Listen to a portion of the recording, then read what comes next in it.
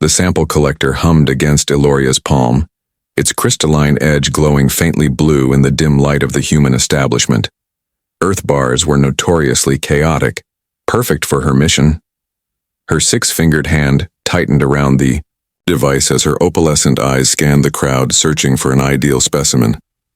High Command had been explicit. Obtain pure human genetic material without detection, then return to the fleet. Simple. Clinical. The fate of her species, the Viridians, depended on it.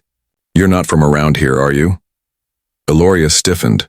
The voice came from behind her, warm and curious. She'd been careful with her appearance modifications, skin pigment adjusted to a convincing olive tone, ears surgically altered, iridescent markings concealed. Yet something had given her away. She turned, prepared with a practiced excuse, but the words died in her throat. The human male before her wasn't looking at her with suspicion, but rather open fascination. He was tall, with features her briefing would classify as striking. Strong jawline, unusual amber eyes, and hair the color of Viridian sunset stones.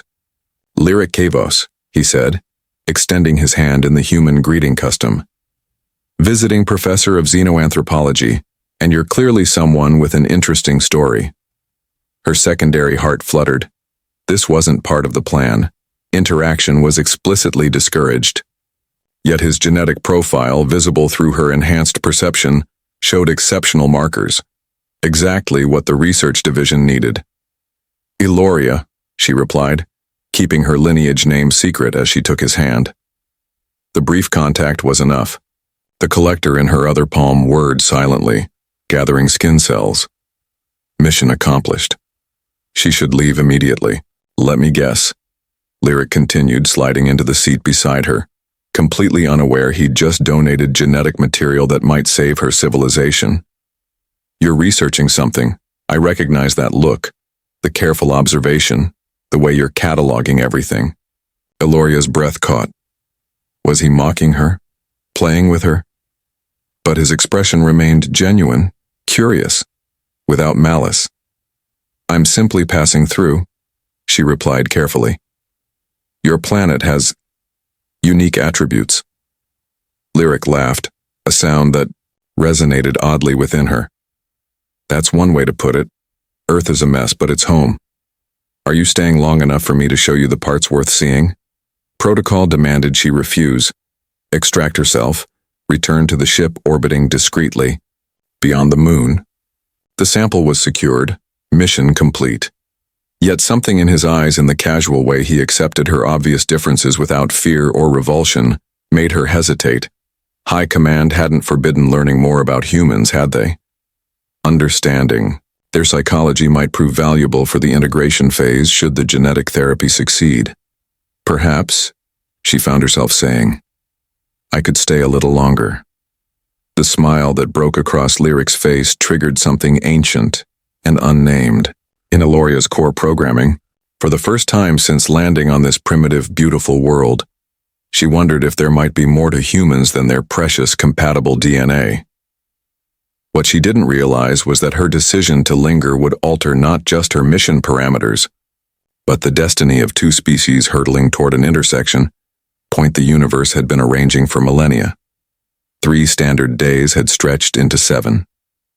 Iloria's ship remained in stealth orbit, her commanders growing increasingly impatient. The genetic sample had been transmitted immediately. That part of her mission was complete, but her departure had been delayed. You've never seen bioluminescent tide pools? Lyric asked incredulously as they walked along the coastal cliffs. Night had fallen, and the Oregon shoreline glittered with phosphorescent life. My homeworld has different oceanic properties, Iloria replied carefully, still maintaining her cover as a foreign researcher. The human's proximity disturbed her. Equilibrium. Each time he gestured enthusiastically or leaned closer to point out some Earth wonder, her biorhythms fluctuated in ways that would alarm any Viridian health monitor. There, Lyric pointed, his voice dropping to a whisper. Watch what happens when the waves recede. As the water pulled back from the rocky shore, thousands of tiny organisms illuminated, creating patterns of blue-green light that pulsed and swirled like cosmic nebulae. Iloria's scientific mind registered the chemical reactions occurring, but something else, something deeper, responded to the beauty. "It's like watching stars being born," she murmured. Lyric turned to her, his expression soft in the ethereal light. "Exactly. That's exactly it." Communication from the fleet buzzed against her neural implant, the third warning in as many hours. Fleet Commander Naxos was demanding her immediate return. The genetic material she'd provided was promising but incomplete. They needed more samples, more data. The survival of their species couldn't wait for whatever distraction had captured their lead xenobiologist. "You're troubled," Lyric observed, breaking into her thoughts. Iloria hesitated. "My research period is ending. I'm being recalled." "So soon?" His disappointment seemed genuine, stirring conflicting protocols in her mission parameters. "I was hoping to show you the desert formations next. There's this place called Monument Valley that's—" "I can't," she interrupted, more sharply, then intended. "My people need me." Lyric studied her for a long moment. The tides crashed against the rocks below, each retreat painting the night with momentary stars. "Your people," he repeated thoughtfully. "You know, you never talk about them, or why you're really here." Alarm pulsed through her. Had she been compromised? Was this human more perceptive than their intelligence suggested? "I told you, I'm researching cultural exchanges, yes." He nodded, smiling slightly. "But your questions are too specific, too focused on genetic diversity, adaptation capabilities, survival statistics. You're not studying our culture, Iloria. You're assessing our viability." The cool coastal air suddenly felt insufficient for her lungs' modified capacity. She'd underestimated him. A critical error. "I should go," she said, turning away. Lyric's hand caught hers, warm, with only 5 fingers instead of 6, yet fitting around hers in a way that sent confused signals through her nervous system.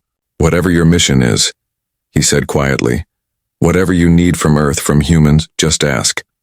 We might surprise you."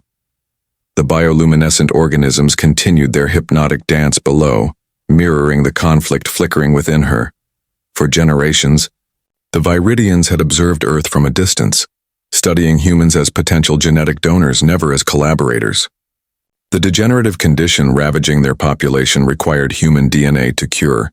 This was established fact.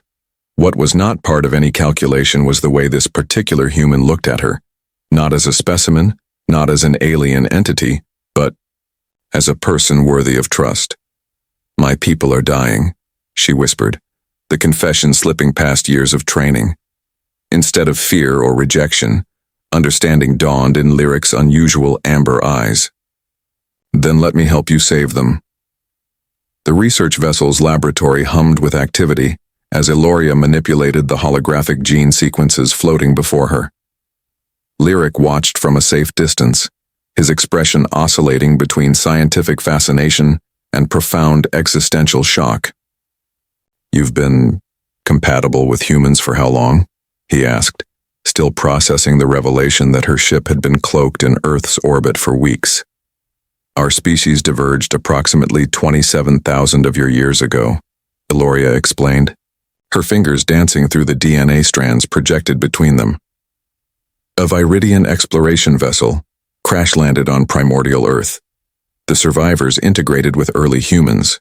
Their descendants carried dormant Viridian genetic markers that have persisted through your evolutionary timeline. Commander Naxos towered in the corner, his displeasure at Lyric's presence radiating like toxic radiation.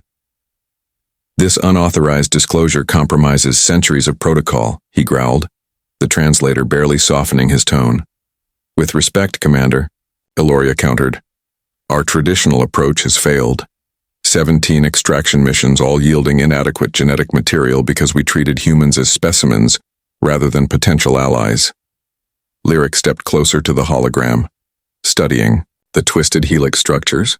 Even with limited understanding of xenobiology, he could see the deterioration in the Viridian genome, fractures and mutations spreading like cracks through crystal. The fading, Eloria said softly, noting his observation.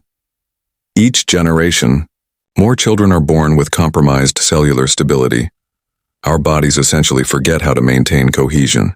Because you lost something when your ancestors separated from humans, Lyric concluded, the anthropologist in him connecting patterns across millennia. Commander Naxos made a dismissive sound.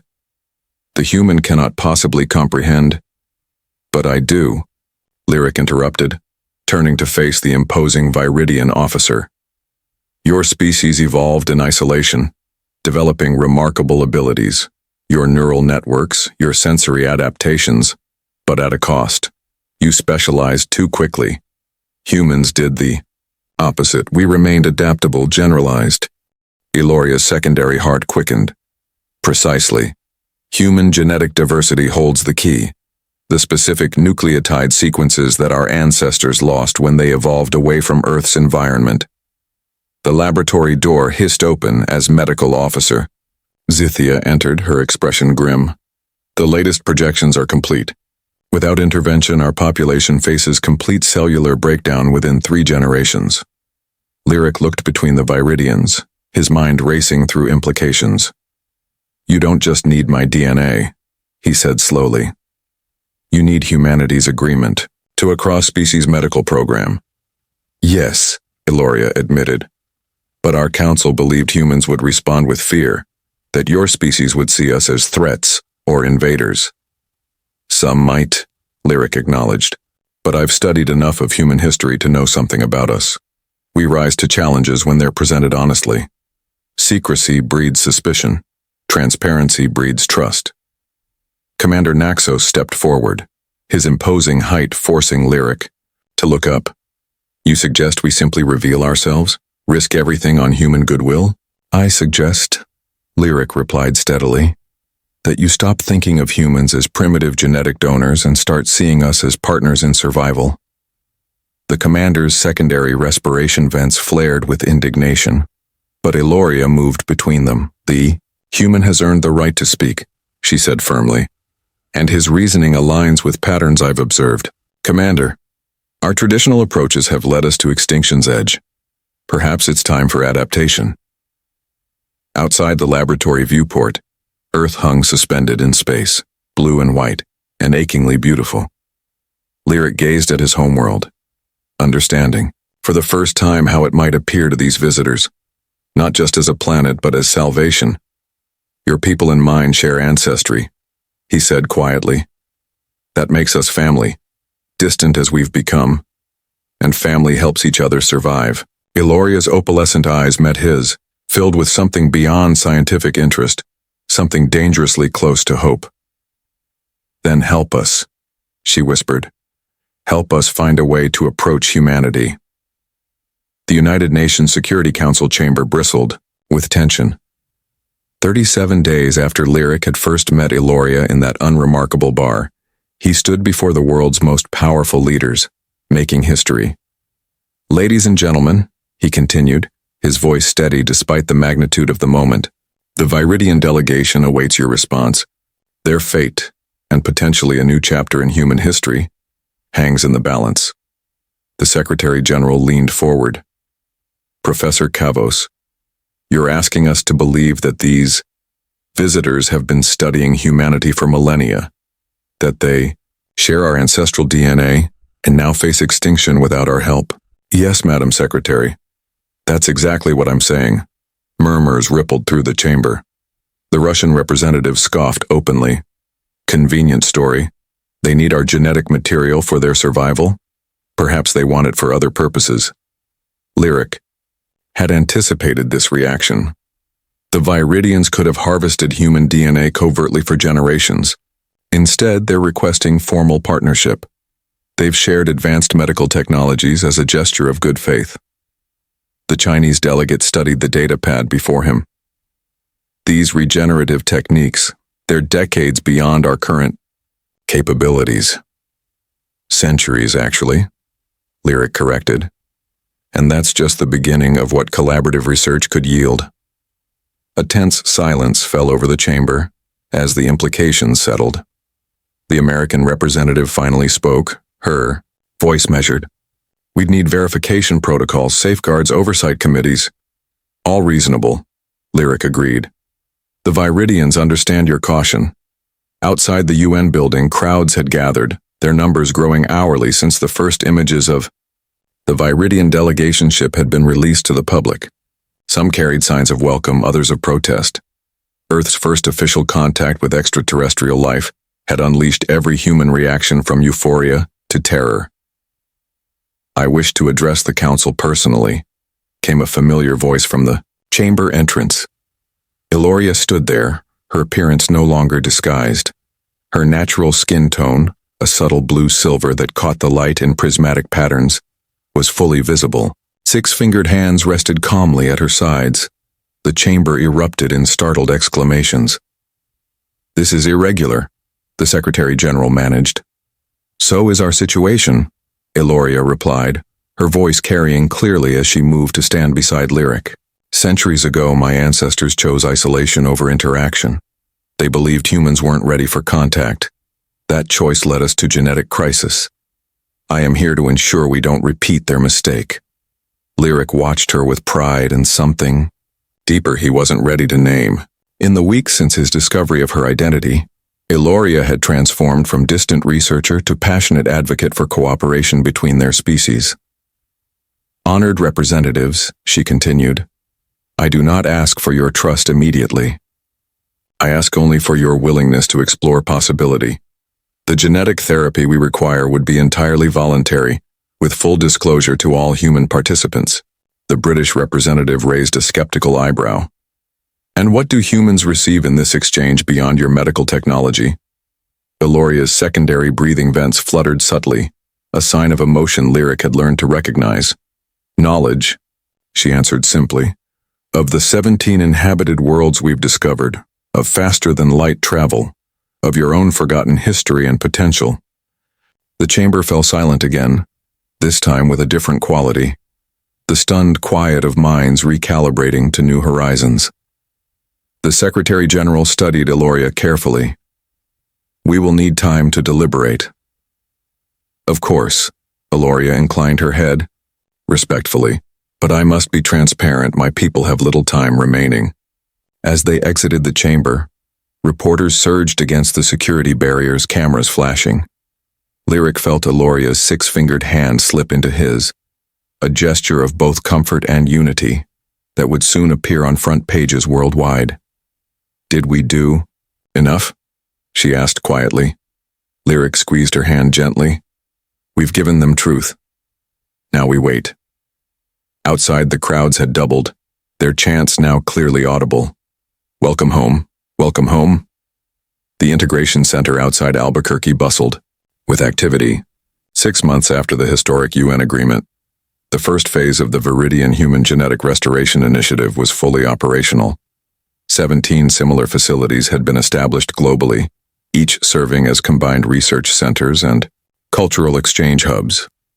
Eloria adjusted the calibration on the gene sequencer as Lyric entered the laboratory, carrying 2 cups of coffee. Her silver-blue skin shimmered under the specialized lighting designed to accommodate both human and Viridian visual ranges. "The volunteer numbers increased again this morning," he reported, setting her cup down. "Another 800 registered." After the WHO published the preliminary health benefits data, she smiled, the expression still feeling slightly foreign on her features but increasingly natural. "Humans continue to surprise me. We projected resistance, fear, not this enthusiasm. Turns out offering extended lifespans and regenerative capabilities in exchange for DNA samples is a compelling proposal." Lyric chuckled. "Who knew?" The laboratory windows overlooked the main atrium where humans and Viridians mingled freely. Children from both species played together in the designated recreation areas, their laughter transcending biological differences. Integration. Specialists monitored these interactions, documenting the remarkable speed with which the younger generations adapted to each other. "The council is impressed," Eloria said, reaching for the coffee, a taste she'd acquired during her time on Earth. "Phase 1 success rates exceed all projections. The genetic therapy is taking hold in 97% of Viridian recipients." "Lyric, leaned against the workstation, watching her with undisguised affection. "And your treatment? Has it stabilized?" Eloria flexed her six-fingered hand, examining the skin texture. "Complete cellular restoration. The degradation has reversed entirely." She met his gaze. "I owe you my life, Lyric Kavos." "You owe me nothing," he replied softly. "What's happening here goes beyond individual debt." A gentle alert chimed from the communication panel. Commander Naxos, now serving as Viridian ambassador to Earth, appeared on the screen, his formerly severe demeanor softened by months of diplomatic engagement. "Specialist Eloria, Professor Kavos," he greeted them formally. "The Council has reached their decision regarding your proposal." Eloria straightened, her secondary heart accelerating. They had submitted an ambitious expansion of the original agreement, a permanent exchange program that would allow humans and Viridians to live on each other's worlds, deepening the genetic diversity pool and fostering cultural integration. The vote was unanimous, Naxos continued. "Both the Council and Earth's Unified Response Committee have approved. The first human delegation will be welcomed on Viridia within the standard year." After Naxos signed off, Eloria remained silent, processing the implications. Generations of isolation were ending. Her people would survive, not through clinical extraction of human genetic material, but through genuine partnership. "You've changed everything," she finally said, turning to Lyric. "One human who chose trust over fear." He shook his head. "We changed it together. The moment you decided to stay instead of just taking what you needed and leaving." Outside, twilight painted the New Mexico desert in colors remarkably similar to Viridian sunsets. In the atrium below, a human musician was teaching a Viridian child to play guitar, the child's six-fingered hands creating chord structures impossible for humans. "I never told you," Eloria said quietly, "why I chose you that night in the bar." "My irresistible charm?" Lyric suggested with a smile. "Your genetic markers," she corrected, her opalescent eyes soft with memory. "They showed the highest compatibility with Viridian DNA I'd ever encountered. You were, scientifically speaking, perfect." "And now?" he asked, moving closer. Eloria reached up, her six fingers tracing the contours of his face with gentle precision. "Now I know there are some things even our advanced science cannot measure." The diplomatic ship would depart for Viridia in 3 weeks. As program co-leaders, they would be among the first mixed delegation to make the journey. 2 worlds, separated for 27,000 years, beginning to reconnect. "I only needed your DNA," Eloria whispered. "But you gave me a reason to imagine a different future." Lyric's hands found hers, 5 fingers interlacing with 6 in a perfect demonstration of their shared mission, finding harmony in difference, strength in diversity. "That," he said softly, "is the most human thing of all." The Viridian capital city of Alexia spread beneath them as the diplomatic vessel began its descent, crystalline spires catching the light of twin suns. In the observation deck, human delegates pressed against viewing ports, their expressions a mixture of awe and disbelief. "It's like something from a dream," breathed Dr. Reina Mutesa, Earth's leading xenobiologist. "Those structures, are they grown or built?" "Both," Eloria explained, standing beside Lyric at the central viewport.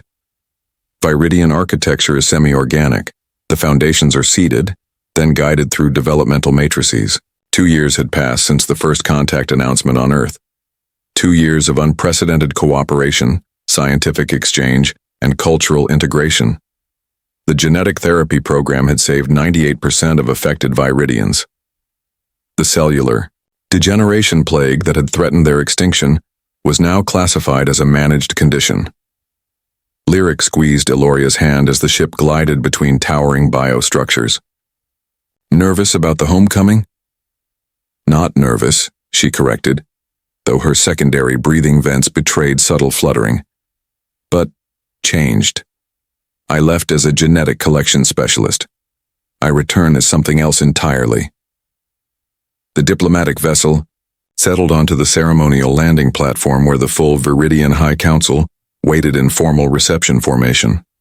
Thousands of citizens filled the surrounding plazas, their natural bioluminescence creating waves of light that rippled through the crowd. As the delegation disembarked, Lyric felt the subtle difference in gravity, the strange sweetness of the air. The first humans on Viridia, 37 ambassadors, scientists, and cultural specialists, moved with careful dignity, aware of their place in history. Grand Counselor Vexerin stepped forward, his ancient features solemn. On behalf of a people, renewed, I welcome Earth's children to the homeworld.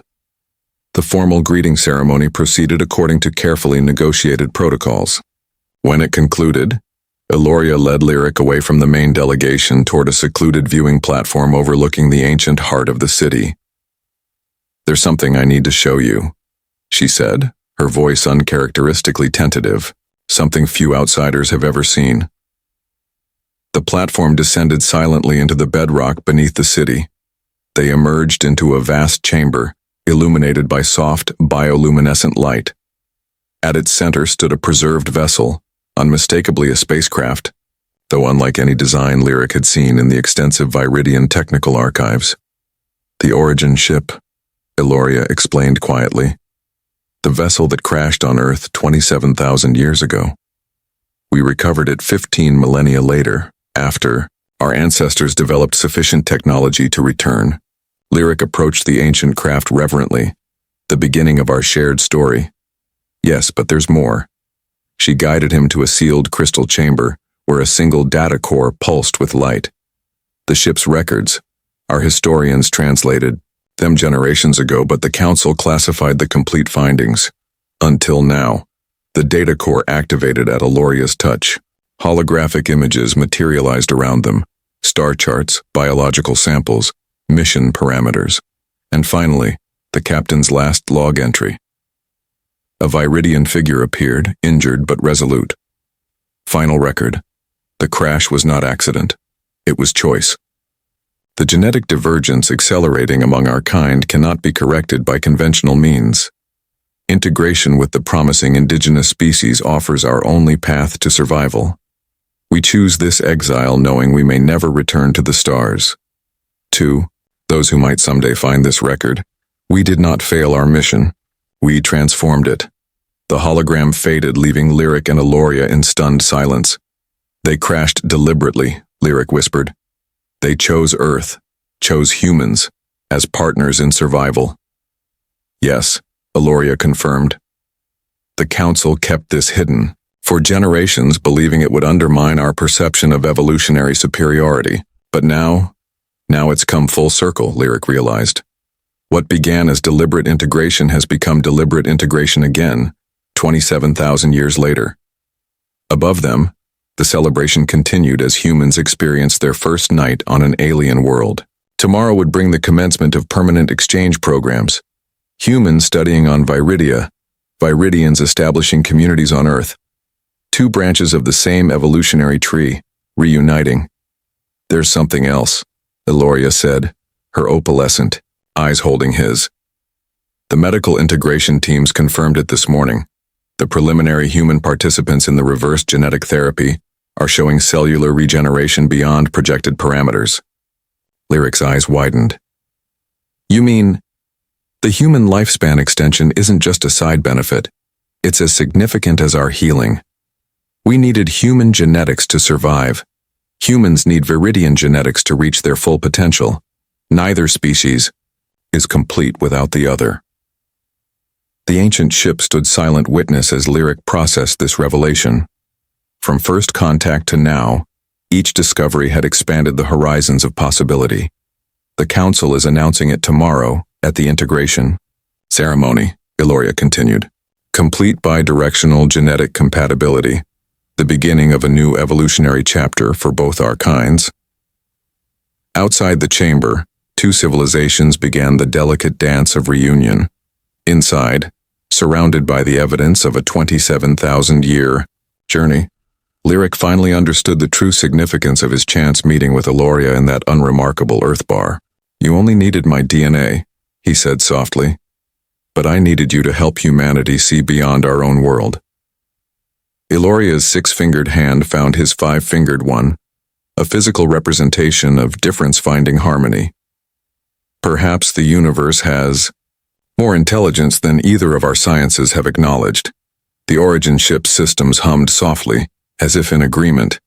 On its ancient hull, Earth and Viridian symbols now appeared side by side, no longer separated by space, time, or evolution's divergent paths. "We've come home," Lyric whispered, speaking for both their kinds. All of us, together. And in the merged light of their joined bioluminescence, his newly awakened, hers ancestrally strong, the future unfolded with possibilities neither species had imagined alone.